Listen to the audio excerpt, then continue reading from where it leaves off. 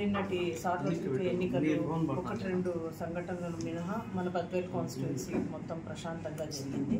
అయితే నిన్న చిన్న కేశంపల్లి బూత్లో ఒక ఇన్సిడెంట్ జరగడము, అది మేము వైఎస్ఆర్సీపీ పార్టీ తరఫున మేమందరం కూడా ఆ సంఘటనను ఖండిస్తున్నాము.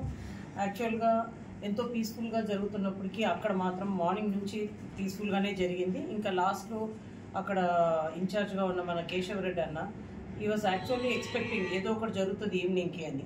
నేను ఒక 40 minutes ముందర నేను వెళ్ళినప్పుడు కూడా నన్ను కోరడం జరిగింది, అన్న మీరు ఉండండి మేడం ఇక్కడ, ఇంకా ఎండింగ్కి వచ్చినప్పుడు ఏదైనా ఇన్సిడెంట్స్ జరుగుతాయని కూడా ఆయన చెప్పడం జరిగింది. ఆ విషయాన్ని కూడా మేము యాక్చువల్గా డిపార్ట్మెంట్ వాళ్ళకి తెలియపరిచాము.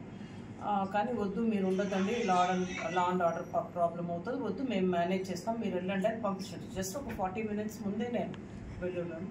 సో మేము ఇంకొక రౌండ్ అట్లా చుట్టుపక్కల చూసుకొని వచ్చేప్పటికే ఇలా బూత్లోకి వెళ్ళేసి వాళ్ళ ఏజెంట్తో మా వైసీపీ పార్టీ ఏజెంట్ని కొట్టించడం అన్నది జరిగింది.